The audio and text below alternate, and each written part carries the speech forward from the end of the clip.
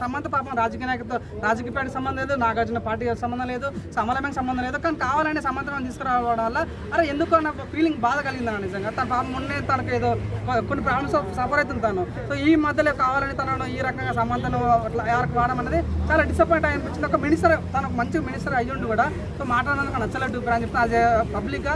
So అట్లా minister అంటే మాట్లాడి తప్పు మేము ఫీలింగ్ అనేది. సో ఎనీవే నాకు అనిపించింది అంటే సో తను కొండ సురేఖ మేడం కేటీఆర్ డైరెక్ట్గా సవాల్ ఇస్తుంది కానీ కావాలని సమంతను తీసుకోవడం అనేది నాకు నచ్చలేదు. సో దానిపైన నాగార్జున ట్వీట్ చేశాడు, మన నాగచైతన్య ట్వీట్ చేస్తే సమంతను ట్వీట్ చేశాడు. నిజంగా ఎంత ఈ విషయం చూడాలి, లాస్ట్ కన్వెన్షన్ కూల్చినప్పుడు మన సినిమా పెద్దవాళ్ళు ఎవరు మాట్లాడలేదు, కానీ ఈరోజు సినిమా పెద్దలు మాట్లాడరు. ఎందుకంటే నిజంగా తప్పు జరిగింది. సో నిజంగా సమంత గురించి మాట్లాడితే చాలా తప్పు కాబట్టి చాలా చిన్న చిన్న హీరోలు పెద్ద హీరోలు అందరూ ట్వీట్ చేశారు. సో నైట్ మొత్తం ట్వీట్ చేస్తుంటే పొద్దున లేవగానే కొండ సురేఖ మేము కూడా రిలీజ్ అయ్యి తప్పు చేసిన ఉద్దేశం ఏంటంటే పొద్దున్నే ప్రెస్ మీట్ పెట్టింది, తప్పు అయిపోయింది సారీ అంటే ఫస్ట్ చెప్పడం దాని తర్వాత సారీ చెప్పడం ఇది మొత్తం కామన్ అయిపోయింది. నిజం అంటే ఒక మినిస్టర్ అయ్యి ఉంటే ఇట్లా మాట్లాడమని మాకు కూడా నచ్చలేదు.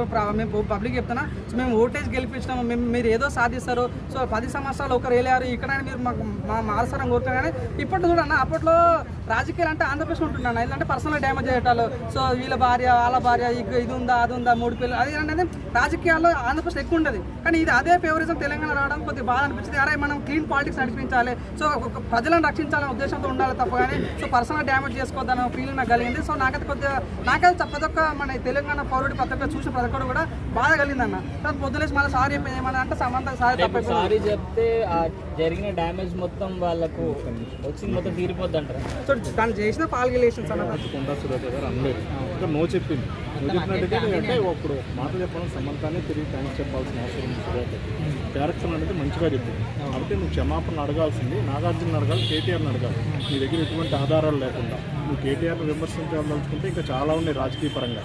నువ్వు ఎటువంటి రాజకీయ ఫ్యామిలీతో ఎటువంటి సంబంధం లేదు. ఇప్పటికి కూడా డైరెక్ట్గా ఇండైరెక్ట్గా నాగార్జున గారు గత 30 సంవత్సరాల నుంచి ఇండస్ట్రీలో ఉన్నారని ఎటువంటి ఫ్యామిలీకి డైరెక్ట్గా సపోర్ట్ చేసిన దాఖలు లేవు. కాబట్టి గెలిస్తే వెళ్ళి శుభాకాంక్షలు చెప్పడమే నాగార్జున గెలిచి తన బిజినెస్కి ఎటువంటి ఉపయోగపడతారని వాళ్ళతో సత్సంబంధాలతో ఉంటాడు. అటువంటి నాగార్జున ఈరోజు వాళ్ళ ఫ్యామిలీని తీసుకొచ్చి నాగార్జున ఎంత క్యారెక్టర్ వేశారు, ఎంత చండాల క్యారెక్టర్గా సురేఖ గారు చెప్పారు. అంటే డబ్బు కోసం పూర్వం పంపించే వ్యక్తిత్వంగా నువ్వు చూపించావు కొండా సురేఖ గారు వాళ్ళ చెప్పావు. కాబట్టి నువ్వు బేషరత్తుగా నీ మాటలు వెనక్కి తీసుకోవటం కాదు. ఇప్పుడు కూడా ఏంటంటే బాలీవుడ్ అంతా ఏకమయ్యి నిన్ను పొడుస్తుంటే నువ్వు అప్పుడు తిరిగి వచ్చి నా మాటలు వెనక్కి తీసుకుంటున్నా అన్నావు. తీసుకో ఎందుకు అర్థం అంతకుముందు కూడా మన అకుల్తీ సింగ్ అన్నారు, అది కూడా తప్పని తెలిసిపోయింది. వాళ్ళ ఫోన్ ట్యాపింగ్ అని ఇప్పుడు కేటీఆర్ అలా చేస్తుందని చెప్పి అమ్మాయిలు తొందరగా పెళ్లి చేసుకోవడం అనేది అది ఎందుకు చాలా తప్పుగా అనిపించింది. అది కరెక్ట్ కాదు అనిపించింది. యాజ్ ఏ పొలిటికల్ లీడర్గా చేస్తున్నా ఏదో ముందు పర్సనల్గా మాట్లాడుకోవాలి.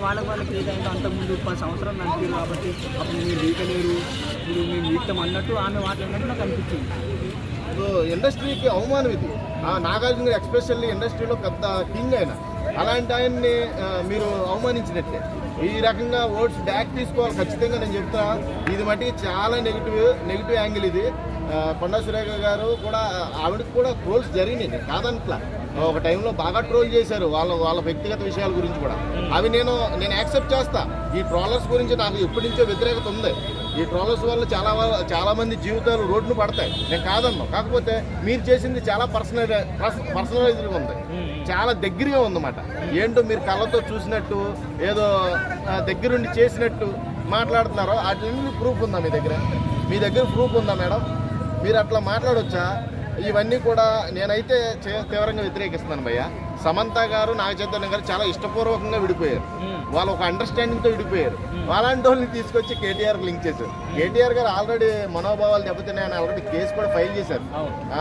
కాబట్టి దీని గురించి మనం రాజకీయంగా చూసుకుంటే మనం మాట్లాడే వ్యక్తులం కాదు. కానీ ఇది ఒక ఇండస్ట్రీకి సంబంధించిన మ్యాటర్ కాబట్టి, చాలా సెన్సిటివ్ మ్యాటర్ కాబట్టి ఆల్రెడీ సమంత గారు కూడా ట్వీట్ చేశారు. అటు తమిళనాడు నుంచి వ్యతిరేకత వచ్చింది. అంటే ఇప్పుడు మన తెలుగు రాష్ట్రాలలో వ్యతిరేకిస్తున్నారు అనుకోవద్దు, మీరు నేను ఒక్కడే వ్యతిరేకిస్తున్నాను అనుకోవద్దు. ప్రతి స్టేట్ నుంచి కూడా వ్యతిరేకత వచ్చింది. మీరు మాట్లాడిన మాటలో ఎవరికి నచ్చలేదు కాబట్టి అనేక రకాలుగా ట్వీట్స్ చేశారు. ప్రకాష్ రాజ్ గారు కానీ, యష్ కానీ, సురేష్ కొండేటి కానీ, కొండా వెంకట కానీ, ఇలాంటి వాళ్ళందరూ చాలా పెద్ద ప్రముఖులే ఉన్నారు ట్వీట్ చేసిన వాళ్ళు. అందరూ చిరంజీవి గారు, ఎన్టీఆర్ గారు, చాలామంది కూడా మీరు ఎలా చెప్తారు, మీరు ఏదో చూసినట్టు, మీరు ఏదో చేసినట్టు ఎలా మాట్లాడతారు? అని చాలా వెనక్కి తీసుకోవాలి, మాటలైతే వెనక్కి తీసుకోవాలి మీరు అర్జెంటుగా.